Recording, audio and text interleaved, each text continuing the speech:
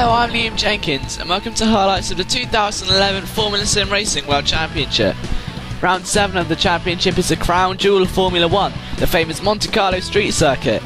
The Monaco track is incredibly tight and twisty, and this race will be one that every driver will be striving to finish. Being by far the most unforgiving circuit on the calendar, this track typically sees a very high rate of attrition. Qualifying produced a big surprise with Patrick de Wit achieving pole position, repeating his effort from the same race 3 years ago. It was only faster than Speed's second World Championship pole, both coming from de Wit. Championship leader Bono qualified close behind in second, just ahead of Twister Racing's Frederick Nilsson. More surprises came in the top 10, with Renault Room qualifying in 4th ahead of Morgan Morand in 5th, and the NetRex driver Stephen Rule in 6th. Mikko Pumalainen set the 7th fastest time ahead of a.k.a. in 8th. Too Fast for You team manager David Dominguez would start in 9th, with John Eric Saxon rounding out the top 10. Marco Conti narrowly missed out on getting into the top 10, as did Rasmus Tali, who has now failed to make it past Q1 in 5 starts. Jack Keithley qualified 13th with GT Omega Racing, and the two Go Speed drivers of Paris and Euler qualified in 14th and 15th place respectively. To the race start, and Patrick de Wit had a great launch off the line, easily keeping his first place into turn 1. Miranda almost snuck up the inside of Nilsson and Marine, but lost traction on the exit. Pumalainen reacted by touching his brakes, but locked up and hit the barrier. With the cars now bunched heading up the hill, a spectacular collision occurred between Conti and Tali. Amazingly, the only driver caught up in the incident was Pumalainen, with the rest of the field managing to avoid the carnage. Conti retired with only 3 wheels, but Tali continued on, albeit with a great deal of damage to his car. Out of the tunnel, Morgan Morand pulled off an aggressive pass on Stephen Rule to take over 5th place. Perhaps distracted by the overtake, Rule clipped a small gap in the Armco, resulting in a massive crash, destroying his car and creating the worst pile-up in World Championship history. 8 cars were involved in the accident, with 4 drivers retiring. Dominguez, Euler, Rule and Saxon were all out of the race, with Pumalainen and Paris forced to make pits for repairs. At the front, de Wit continued to lead the race ahead of Quis and Nilsson. Renault Room and Morgan Morand were just managing to hold on to the back of the leading trio, and incredibly, a.k.a. continued on in 6th place despite suffering significant damage in the lap 1 pileup.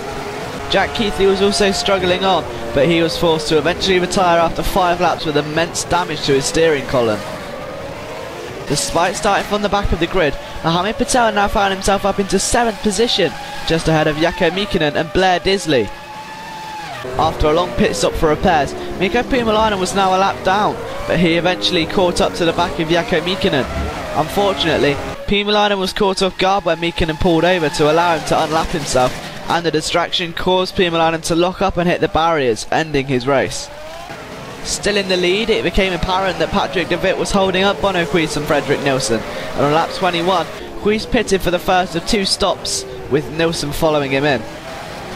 Knowing the quick in lap was crucial, de Wit pushed his car to the absolute limits, but unfortunately he scraped the wall on the exit of back, causing minor damage to his car which would need to be repaired. Extra time in the pit lane meant that Quis could easily take over the lead, with Frederick Nilsson right behind him.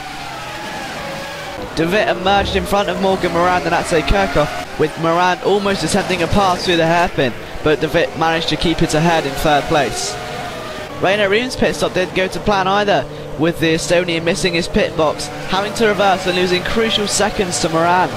As a result, the GT Omega driver lost out to both Morand and a.k.a, dropping him down into 6th position. However, Kirchhoff's race ended several laps later, with the Dutchman hitting the Armco at an awkward angle and crashing heavily into the barriers.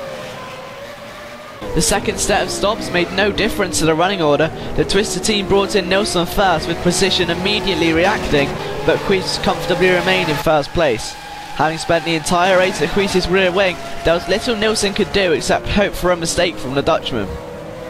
Renault Room and Mohamed Patel continued their lonely races in 5th and 6th place until a small lapse in concentration caused Patel to hit the wall at the back and lose his front wing. Forced to make an unscheduled stop, the a.k.a. driver emerged from the pits in 7th place, 11 seconds behind Blair Disley, but a determined Patel didn't give up and pushed hard to close down the gap. On the penultimate lap, Patel caught up to the back of the Australian, and it was the veteran Disley who faltered on the exit of the harbour chicane, With a great run, Patel pulled off the impossible, sticking a pass through to back to retake his 6th position. Making it 7 from 7, the unstoppable Bonoquist became the first driver in the World Championship to win twice at the challenging Monte Carlo street circuit. Fredrik Nilsson finished less than half a second behind, showing once again that he's got the pace to beat the world champion. An ecstatic Patrick de Wit rounded off the top 3, achieving Fast and Speed's first podium in nearly 2 years. Morgan Moran finished in 4th place, less than a second behind de Wit. Rainer Room crossed the line in 5th, and Mohamed Patel finished in 6th place. Coincidentally, it was Moran's, Room's and Patel's best ever results in a World Championship Grand Prix. Blair Disney finished in 7th ahead of Jaakko Mikkonen in 8th, who had only been able to complete limited testing due to technical difficulties. Jim Parisis was the last of the finishers, picking up his first points of the season. With a clean sweep, Bonoquist is now the equivalent of more than 3 race victories ahead on the points table. Fredrik Nilsson has jumped up into 2nd place with another great result, but Jaakko Mikkonen is close behind. Neither Greco, Kirchhoff, Pumalan and Tali or Saxon scored points this round, so remain in their respective positions. De Wit's podium pushed him inside the top 10 for the first time this season, just 2 points ahead of Bruno Marquez in 10th. Precision Motorsports have now hit the 250 point mark in the Constructors, with Twister Racing a long way behind. Neither Matt Corp or Netrex managed to score this round, and Too Fast View only managed to pick up 6 points. Much to everyone's surprise, it was the ATR Silverline team who picked up the 2nd highest number of constructor points, being beaten only by Bonoquist's victory. This has moved the team up into 6th place ahead of Aero F1. Faster Than Speed's podium have moved them up into 8th place in the table, and despite Rainer Room's great result, the GT Omega Racing team have dropped into 9th position. The next round will be the Canadian Grand Prix, and you can watch this race live as it happens. Simply go to www.psrtv.com on the 3rd of July at 5:30 PM GMT. We hope you've enjoyed today's highlights. I'm Liam Jenkins, and I'll see you in 2 weeks' time for round 8 of the Formula SimRacing World Championship.